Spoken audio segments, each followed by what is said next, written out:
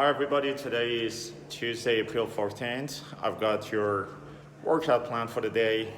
And again, we have two parts, okay? So part A, which is actually your warm-up part, you are going to do two things, fast mountain climbers and fast jumping jacks. With mountain climbers, you are going to do 1 minute, and then jumping jacks 2 minutes, and you are going to do 3 rounds of these two. So the whole part A is going to take you probably 10 minutes to complete.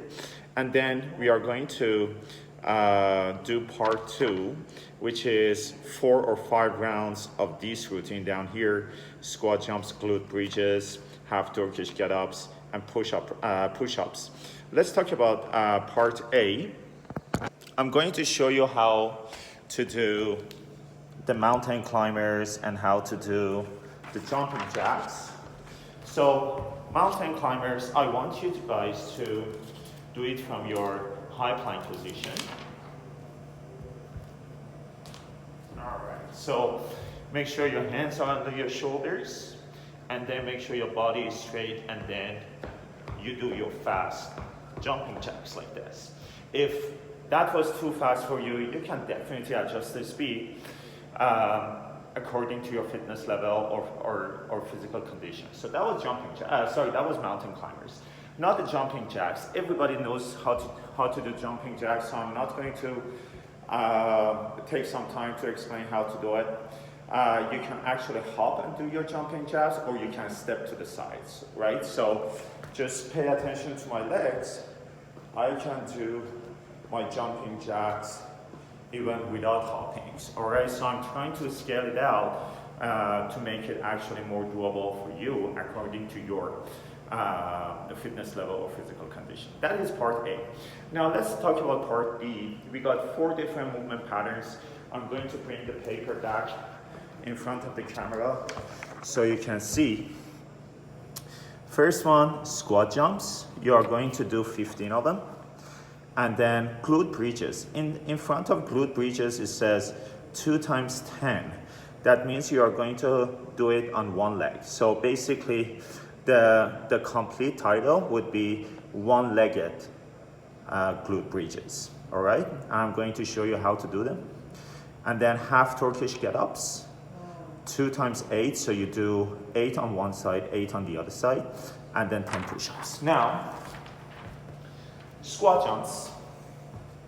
So with the squat jumps, obviously you are going to make sure that your feet are ready to do so you can do your squat. So our squat stance, my squat stance basically would be feet a little bit wider than the shoulders, toes pointing forward. Okay, I'm going to go to the bottom position of my squat. On my way up, I'm going to jump and move my arms over my head. All right, every time I jump, I'm going to move my arms over.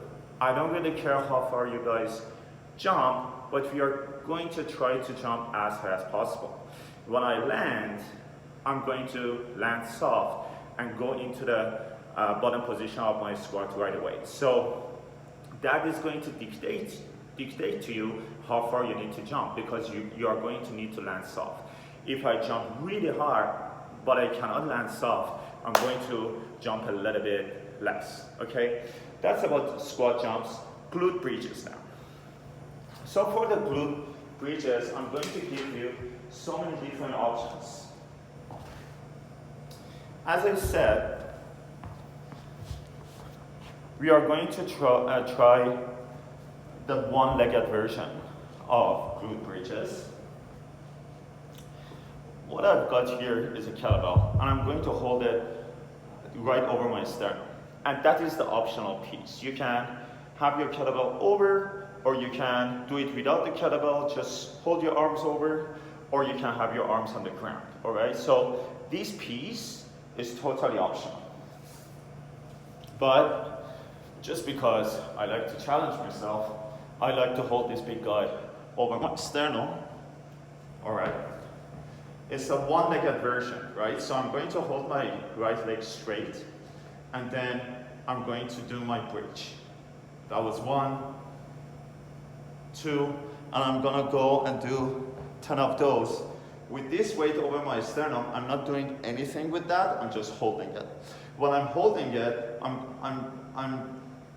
going to make sure that I have that external rotation in my humerus for my shoulder stability. All right, so that was the second exercise. The third exercise, half Turkish get-ups, all right?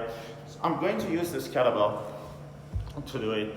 If you have a dumbbell at home, you can definitely give it a try to your dumbbell. If you do not have anything at home, you can just go grab a frozen chicken from your freezer, or you can use nothing, all right? So let me show you how to use the kettlebell to do this.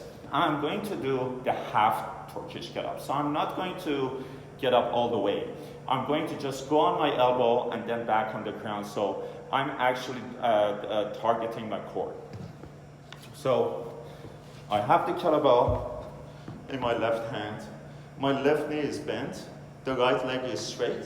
The right arm is also straight. So what I'm going to do, I'm going to end up on my right elbow, which is this. And then back on the ground. That was 2, 3, and I'm going to go all the way to 8. Then I'm going to do it on the other side. So I hold the kettlebell with my right hand. My right knee is going to be bent. My left leg and my left elbow and my left arm are straight. And then I go on my elbow, and then I go back to the ground, and I do another 8 reps on the other side. And the very last one is push-ups, and I know you love push-ups. For me, like, to be honest with you, it's a love and hate relationship. Today, I like to think I like push-ups. So with your push-ups, have your hands under your shoulders. All right, today we are going to do it a little bit differently. We are going to have the hands a little bit closer to each other. So in order to make sure I have my hands right under my shoulders, I'm going to lay down on the ground. Now I can adjust my hands under my shoulders, and I'm going to count my push-ups from here. So that's 1, 2, 3, 4, all the way to 10. If you want, you can certainly hold your knees down on the ground, but make sure you have your hands under your shoulders. Do 4 or 5 rounds of part B. That would be your workout for the day. Good job, good luck. Let me know how you do.